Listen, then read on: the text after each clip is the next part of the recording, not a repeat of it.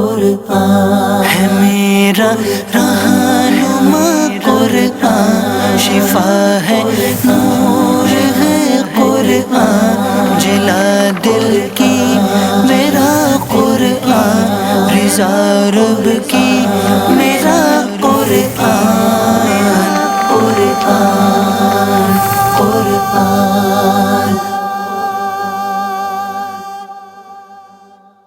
الحمدللہ رب العالمین والصلاة والسلام علی سید المرسلین، اما بعد فاعوذ باللہ من الشیطان الرجیم، بسم اللہ الرحمن الرحیم۔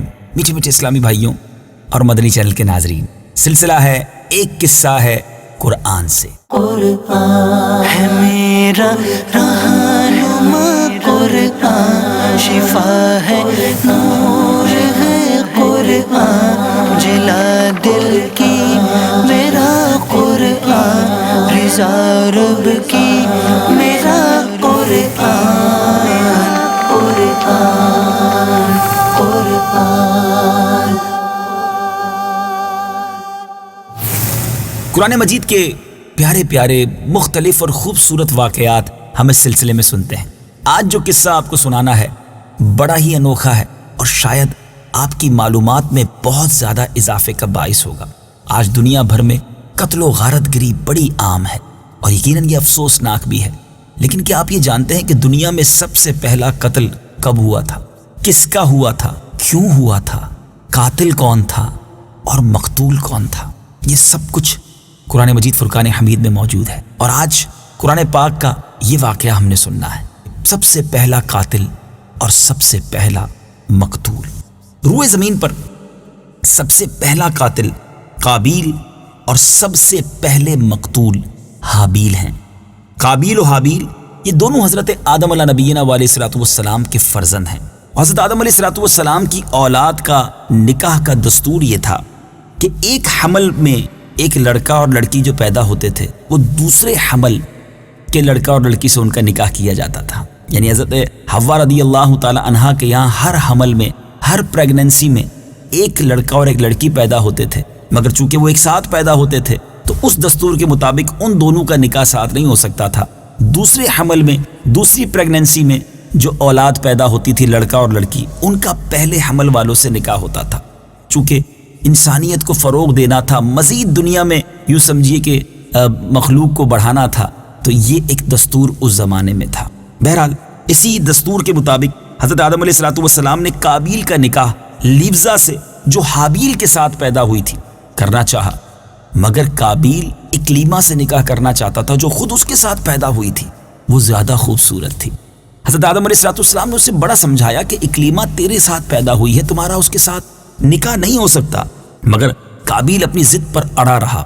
اب حضرت آدم علیہ الصلوۃ والسلام نے قابیل اور حابیل دونوں سے کہا کہ تم دونوں اللہ کی بارگاہ میں اپنی اپنی قربانیاں پیش کرو، جس کی قربانی قبول ہو گئی وہی اکلیما کا حقدار ہوگا۔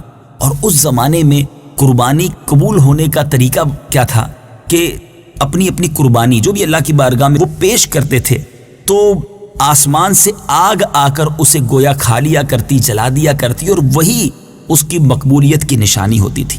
چنانچہ قابیل نے گیہوں کی کچھ بالیں اور حابیل نے ایک بکری قربانی کے لیے پیش کی۔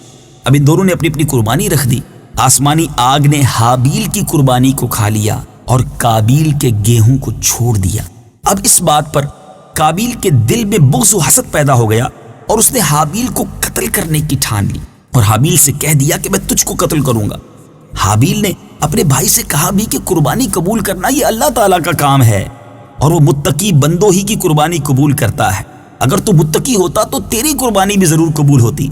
ساتھ ہی حابیل نے یہ بھی کہہ دیا کہ اگر تو میرے قتل کے لیے ہاتھ بڑھائے گا تو میں تجھ پر اپنا ہاتھ نہیں اٹھاؤں گا، کیونکہ میں اللہ سے ڈرتا ہوں۔ میں یہ چاہتا ہوں کہ میرا اور تیرا گناہ دونوں تیرے ہی پلے پڑیں اور تو دوزخی ہو جائے، کیونکہ بے انصافوں کی یہی سزا ہے۔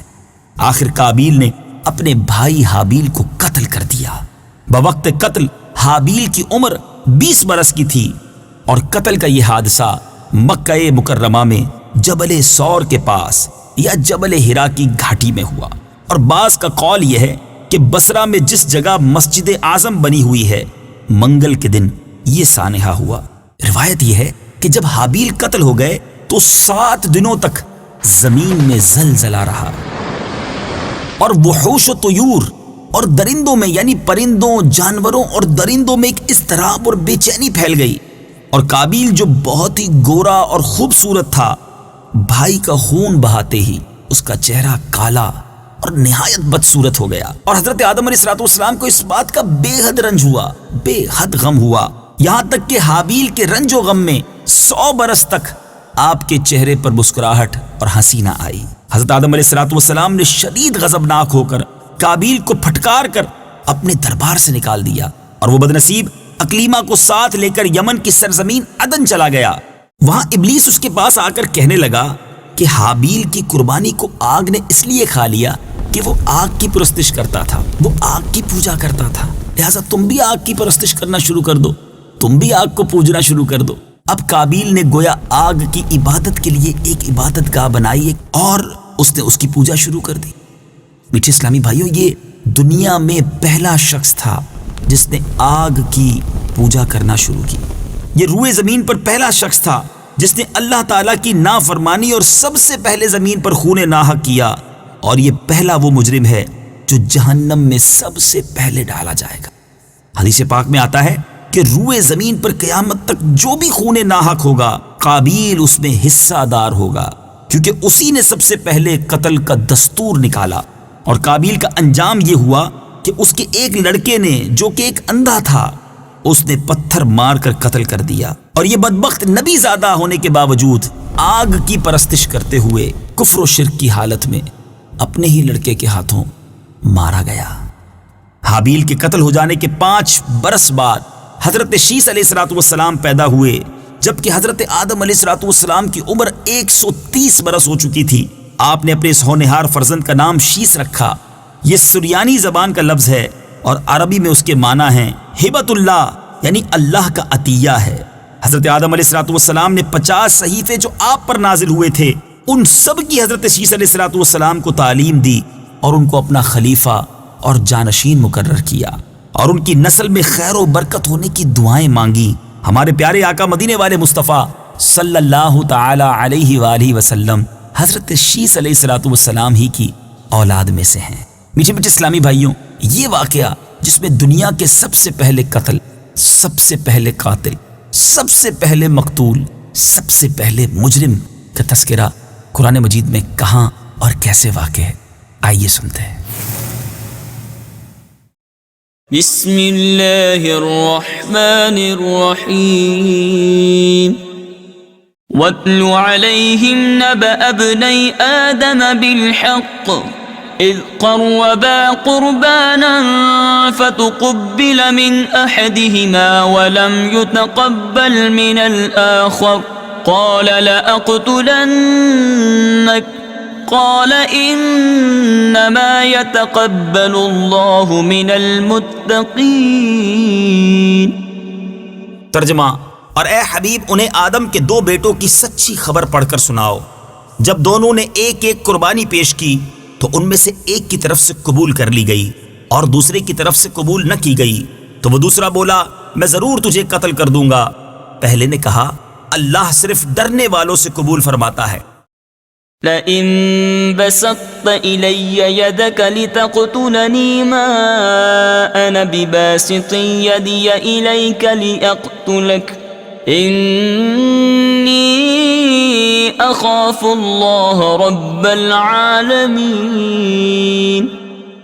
ترجمہ: بے شک اگر تو مجھے قتل کرنے کے لیے میری طرف اپنا ہاتھ بڑھائے گا تو میں تجھے قتل کرنے کے لیے اپنا ہاتھ تیری طرف نہیں بڑھاؤں گا۔ میں اللہ سے ڈرتا ہوں جو سارے جہانوں کا مالک ہے۔ انی اريد ان تبوء بإثمي وإثمك فتكون من اصحاب النار وذلك جزاء الظالمين۔ ترجمہ: میں تو یہ چاہتا ہوں کہ میرا اور تیرا گناہ دونوں تیرے اوپر ہی پڑ جائیں تو تو دوزخی ہو جائے، اور ظلم کرنے والوں کی یہی سزا ہے۔ جی میٹھے میٹھے اسلامی بھائیوں، آپ نے تلاوت قرآن پاک بھی سنی، ترجمہ قرآن بھی سنا۔ واقعہ بھی سنا، سیکھا کیا؟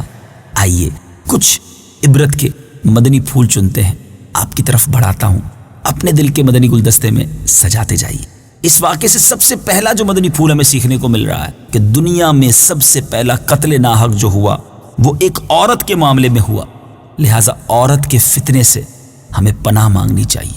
آج کل جو لوگ ایسے عشق کے اور فسق کے معاملات میں مبتلا ہو جاتے ہیں جس میں بے حیائی کا دور دورہ ہوتا ہے، اور اسی وجہ سے نہ جانے کتنے گھر برباد ہو جاتے ہیں اور کتنے لوگ دنیا سے چلے جاتے ہیں۔ ہم سب کو اللہ تعالیٰ حیا کی چادر عطا فرمائے اور بے پردگی اور بے حیائی کے معاملات سے بچنا نصیب فرمائے۔ قابیل نے جذبہ حسد میں گرفتار ہو کر اپنے بھائی کو قتل کیا۔ اس سے معلوم ہوا کہ حسد کیسی خطرناک اور کتنی گہری قلبی بیماری ہے۔ اسی لیے قرآن مجید میں وَمِن شَرِّ حَاسِدٍ إِذَا حَسَدَ فرما کر حکم دیا گیا کہ حاسد کے حسد سے خدا کی پناہ مانگتے رہو، لہٰذا کسی سے حسد نہ کیجیے۔ جیلسی اچھی چیز نہیں ہے، یہ انسان کو اندر سے برباد کر دیتی ہے، اور حسد کرنے والا گویا اللہ پر اعتراض کرتا ہے، کیونکہ وہ کسی کی نعمتیں دیکھتا ہے تو اسے جلن ہونا شروع ہو جاتی ہے۔ ذرا غور تو کیجیے، نعمتیں دینے والا کون ہے؟ عزت، دولت، شہرت، حسن، مقام، یہ سب دینے والا رب ہی تو ہے۔ اگر اللہ نے کسی کو دیا ہے ہمیں کیوں پرابلم ہونی چاہیے؟ تو حسد نہ کیجیے، کیونکہ حاسد خود ہی اپنی آگ میں جلتا رہتا ہے، اور جس سے حسد کرتا ہے اس کا کچھ نہیں بگڑتا۔ اور یہ حسد جو ہے، یہ حدیث پاک کا خلاصہ ہے کہ حسد ایمان کو اس طرح برباد کر دیتا ہے جس طرح سرکہ شہد کو برباد کر دیتا ہے۔ اللہ مجھے بھی اور آپ کو بھی حسد کی بیماری سے محفوظ فرمائے۔ سب کا بھلا سوچتے رہیے۔ بزرگ بڑی پیاری بات کہا کرتے تھے، سب کا بھلا، سب کی خیر، سب کے بھلے میں اپنی خیر۔ تیسری بات جو اس واقعے سے سیکھنے کو ملی کہ خون ناحق کتنا بڑا جرم عظیم ہے، کہ اس جرم کی وجہ سے ایک نبی علیہ الصلوۃ والسلام کا فرزند اپنے باپ حضرت آدم علیہ الصلوۃ والسلام کے دربار سے راندائے درگاہ ہو کر، یعنی مردود ہو کر، کفر و شرک میں مبتلا ہو کر مر گیا، اور قیامت تک ہونے والے ہر خون ناحق کا ذمہ دار، ہر خون ناحق کا حصہ دار بن کر عذاب جہنم میں گرفتار ہوگا۔ ایک اور بات یہ سیکھنے کو ملی کہ جو شخص برا طریقہ ایجاد کرتا ہے، قیامت تک اس برے طریقے کے ایجاد کرنے کی وجہ سے جو اس پر عمل کرتا رہے، اس ایجاد کرنے والے کو، اس انیشیٹو لینے والے کو، اس برے کام کی ابتدا کرنے والے کو یہ عذاب اور یہ گناہ دیا جاتا رہے گا، وہ برابر کا شریک اور حصہ دار بنے گا۔ ہم اپنے رب سے دعا کرتے ہیں، یا اللہ ہمیں نیک، صالح، ماں باپ کا ہاتھ پکڑ کر جنت میں لے جانے والی اولاد عطا فرما۔